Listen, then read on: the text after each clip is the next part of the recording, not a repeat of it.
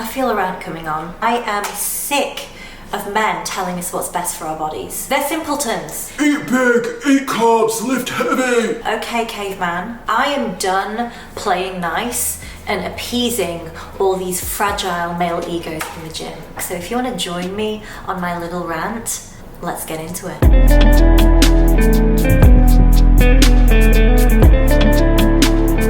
First of all, I'm going to start this video off by saying I love men. I know some amazing, incredibly smart and supportive men in my life, and this is not an attack on all men. Throughout my decade-long career, I have been ridiculed, dismissed, and trolled by men in this industry. What I've found is that most men in this industry are severely insecure with their little manhoods and therefore feel threatened and emasculated by a smart woman, especially if she goes against their ideology. You see, I came through and I parted the sea of fitness garbage out there and said things like, you don't need to count your calories or do cardio to lose weight, and ooh, booty band exercises are a must if you want to develop your glutes. And how about this one? You don't need ultra processed protein powders to get results. You see, I pulled back the curtains and I showed women the ugly truth about this industry that most of your fitness influencers don't want you to know, that they are drug-taking frauds who actually know nothing about health and all they care about is making money off of you. And although I have helped millions of women with this free information on my channel, men still try to tear me down and dismiss the very real truth of it all, that men simply do not understand women's health and hormones. The real issue is that there's no consideration, let alone any empathy for women's needs in this toxic industry. And it's why so many girls end up with eating disorders and exercise addictions and infertility issues. I mean, where do you think your mainstream health and fitness information is coming from anyway? Everything is filtered down from a very niche and extreme corner of the fitness world. One of toxic masculinity, extremism, drug abuse, and a complete disregard for health in favor of bigger is better aesthetics. Yes, I'm talking about male bodybuilding. Old school bodybuilding, when it first started out, was a really underground niche subculture that most of the general population would have just thought was muscly freaks. In the late 19th century, you had your first ever bodybuilder, Eugene Sandow, and then moving on to the golden era of Arnie, Pumping Iron documentary, and even the Olympia stage. But up until this point, it was a male-dominated space. I mean, it wasn't mainstream except for a few bodybuilder women who were probably chugging down more Dianabol than their male counterparts. It wasn't until 2010 when the bodybuilding federations brought in a new class called bikini, and that was with no other reason other than to make bodybuilding more marketable, because, you know, sex sells. And it did this by sexualizing and exploiting women. So it was no longer this underground male-dominated subculture of muscly freaks. Now the men had some boobies to ogle at too. The emphasis on this new class physique was a beach bikini body, like it was meant to be fit and healthy. But in reality, because like everything else in this industry is about celebrating extremism, it morphed into something wholly unhealthy, where the waist had to be tiny and the boobs had to be bigger and the butt even bigger, and you had to be shredded within an inch of your life. What these bodybuilding federations figured out was that if you got a bikini-clad muscly girl and you paired her with a fitness supplement, you could make a lot of money. And so the supplement industry and the bodybuilding industry and just gym culture and health and fitness social media exploded. You know, but this has never been about women carving out their space in a male-dominated arena, because no matter how empowered you feel in this space, you're undeniably still under the house rules of men and the ideologies that benefit no one but themselves. I mean, how many times have you had a gym bro mansplain creatine supplements to you? Or how many of you have received unsolicited training advice from a man who clearly skips leg day every day, yet he still thinks he knows more than you in the gym? And then you have these female fitness influencers who you idolized, who are coached and mentored and institutionalized by these men who are higher up in the ranks. Whether it's their jacked up bodybuilder boyfriends who are supplying them with their performance enhancing drugs, or their strength coach, or the judges of these federations who are making up the rules, none of the information that is coming out of this industry is geared towards the average woman and her needs. And it's not much better when it comes to academia either, because most of the strength coach gurus out there that are looked at like gods are either ex-bodybuilding competitors or they work with male athletes. So again, it's just a very male-dominated space. They're intrinsically linked to the bodybuilding industry. And so all of the science and the research that comes out of that is focused on men. And even if they do work with women, they also tend to be athletes or competitors and have youth on their side. So they're already sporty, they already have good bodies, they already have muscle mass, they already know what they're doing to an extent. And let's not forget the elephant in the room here.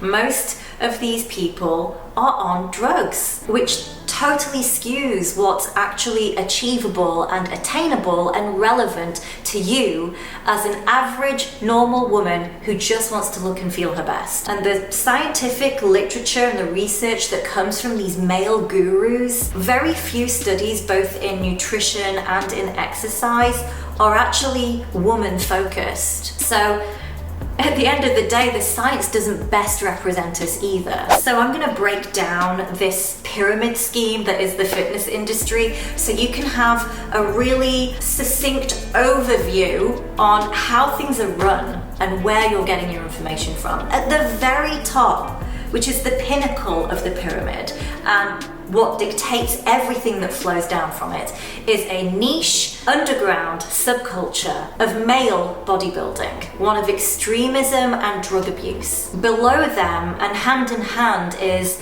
academia, which again is male dominated, and so all of the information and the research and the science that comes out of this filters down to official government bodies and institutions that make policies and guidelines, like your dietary guidelines, for example. The information that comes down to them becomes gospel, but they're also in bed with the big corporations, whether it be food corporations or big fitness brands or supplement companies, who take that science and figure out ways how to make products, ultra-processed products, to line their pockets. That then gets filtered down to mainstream health and fitness media outlets, and it gets packaged up neatly into sensationalized headlines, and the science is now lost and watered down. But that gets filtered down to your social media fitness influencers, who then promote the science and promote the ultra-processed products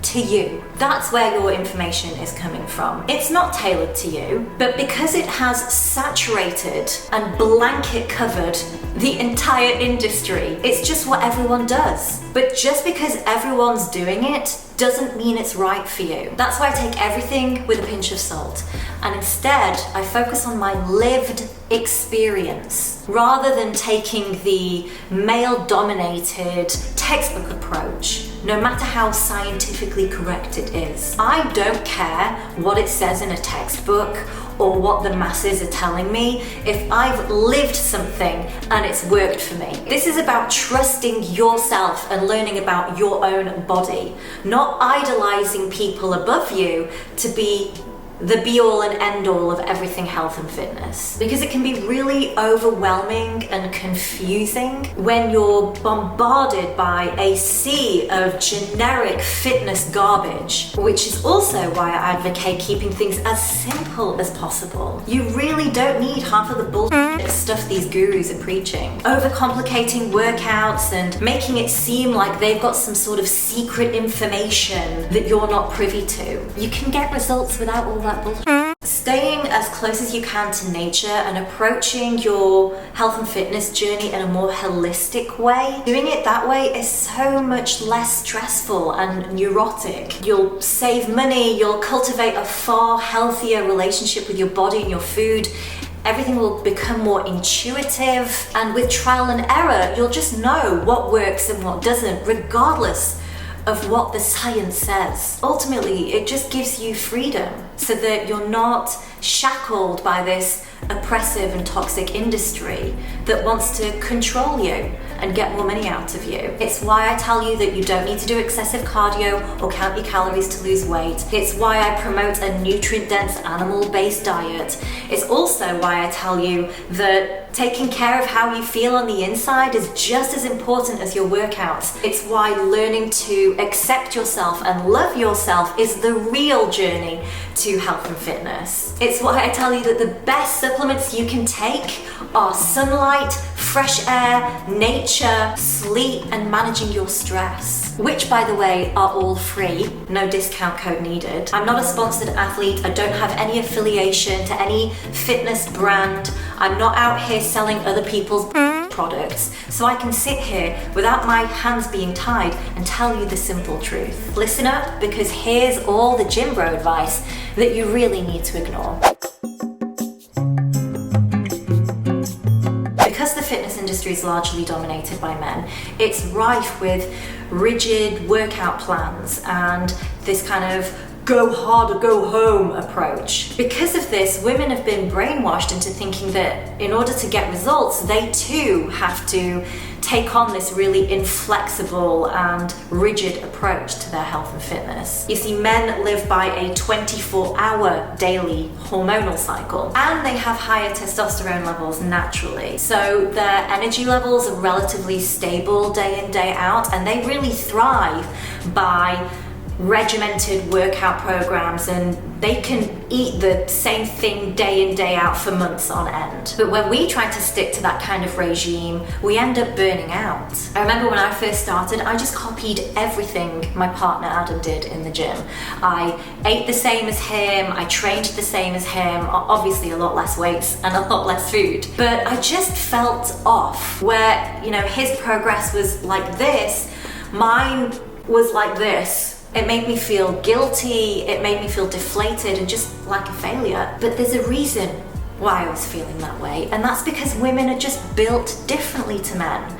We go by a 28-day hormonal cycle. Every single month we go through 4 distinct phases, and naturally that's going to affect our energy levels, our mood, and we should adjust our training and our nutrition accordingly. Men have zero understanding of this. And yes, you can learn all this stuff from a textbook, but unless you have had the lived experience as a woman, unless you actually have gone through these 4 phases month in and month out, you just don't know what you're talking about. So now, instead of beating myself up for not being able to keep up with the gym bros, I don't feel deflated. I honor my body. So if my energy dips or if my strength dwindles in the latter half of my cycle, I know it's okay, because that's part of being a woman. I understand how important it is to take rest, even more so than my training. My results are far more effortless and stress-free now, and it's liberating.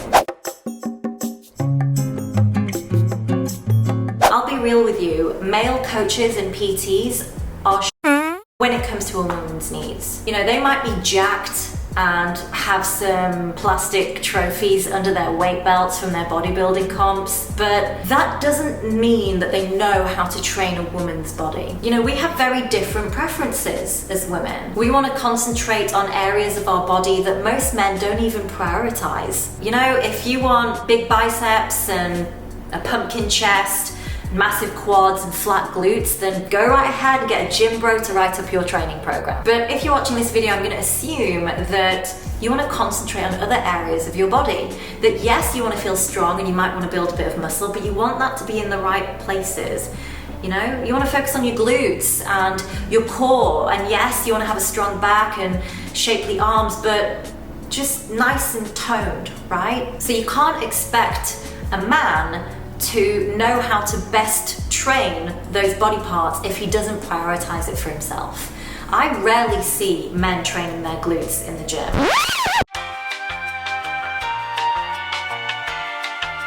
Glutes is squats, glutes is deadlifts.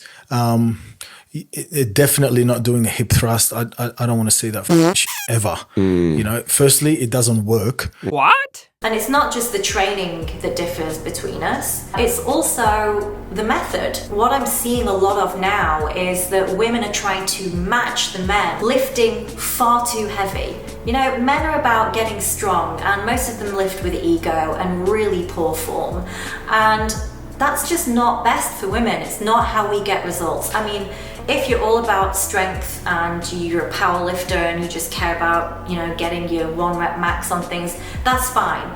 But I'm talking about changing your body composition for the average woman who just wants to look and feel her best. You don't want to train like a man. It's not about lifting as heavy as you can. It's not about doing low reps and high weights. Volume training is actually much better for women, with higher reps and a moderate weight, and focusing more on your mind-muscle connection and making sure your form and foundations are perfect. Seeing girls do 100-kilo hip thrusts, I'm sorry, it's terrible for your spine. I don't care how good your form is, and it's not the most effective way to get booty gains either. And yes, there are a lot of booty specialists out there, but just because they have a PhD under their belt doesn't mean that the information that they're putting out there is necessarily right for you. If you're a newbie or even intermediate, if you're just an average woman wanting to tone up and feel good about herself and gain a bit more confidence, this stuff can be too advanced. It makes you overthink your training, and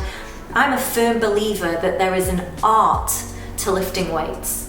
And it's about feeling what's right. We're all different in our bodies, right? It's about learning the basics and doing them really, really well. It's why this video went viral, why your glutes won't grow and 3 ways to fix it. And it resonated with so many women because what I teach is the foundations, the simple things, and how to do them really well for you at your level. You know, I'm talking protein, creatine, pre-workout, and the not so legal kind too, know what I mean? The reality is, most gym bros, bodybuilders, male coaches, they're all on the gear. They either take oral pills or they inject themselves with steroids and other performance-enhancing drugs to unnaturally give them bigger, leaner, more muscular physiques. And the girls do it too. Maybe not to such extremes, but they do it too. And people always say to me, yeah, but Shelley, who gives a who cares? Their body, let them do what they want. Here's my gripe. They can train harder, they have more endurance, they recover faster, and get results faster too. And that makes them sloppy and tone deaf when it comes to a natural lifter's plight. Now, I'm not saying juiced up gym bros don't work hard and aren't dedicated, because of course they are. But at the end of the day, they cannot possibly fathom what it entails to reach your health and fitness goals the natural way, because they're cheaters. For a natural woman who lifts weights, there's a ceiling to what you can achieve. And what these gearheads are selling you is a lie, that you just have to take their sponsored protein supplement and you'll get the same results as them, when they've been on drugs to get the same results. What? And their diets aren't much better either. How male bodybuilders eat is and remember, everything bodybuilders do gets trickled down to the mainstream, and it ends up being what your favorite fitness influencer promotes to you also. Everyone eats the same way. It's 6+ meals a day. You gotta eat big to get big. It's carb heavy, it's low in fat, it's plant centric, or it's boring chicken and rice. Eating out of Tupperware every day, the same thing day in, day out. You know, when I started out, I just copied everything my partner ate. I did everything right. I calculated my calories, I tracked my macros, I weighed my food, I made sure I didn't skip a meal. Protein shakes and energy bars and oats for breakfast. And yeah, I gained a bit of muscle, but I also gained a lot of fat and cellulite. And I felt like I was bloated, I was sluggish, I had energy crashes. This plant-centric, carb-heavy way of eating is what every single fitness influencer does.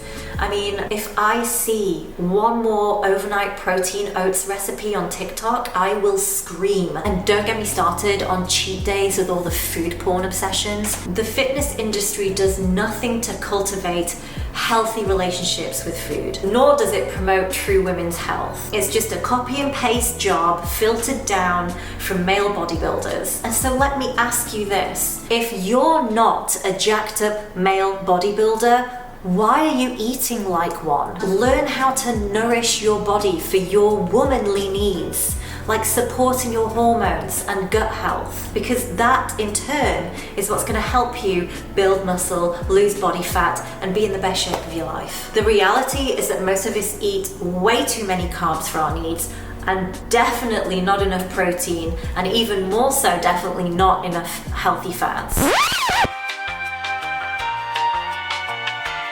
Okay, so yeah, it's me. The video is sponsored by me. But anyway, look, I wrote this cookbook. It's pretty epic.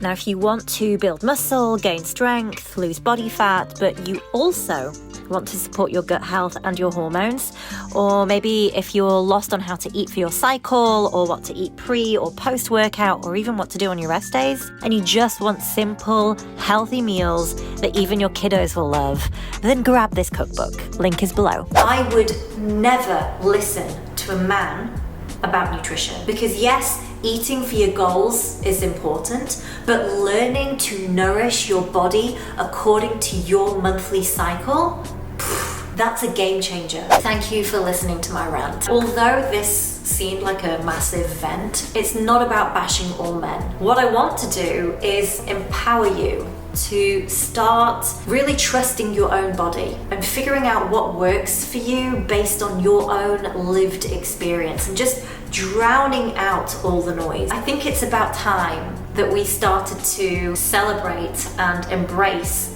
what it means to be a woman in this health and fitness sphere. I want you to remember also that what you see on social media and all of the information out there, it's so neurotic and it's so superficial, and this whole thing is meant to be fun. Don't compare yourself to others. Stay in your own lane and focus on what truly matters, which is how you feel on the inside and figuring out what actually works for you. As always, don't forget to like and subscribe.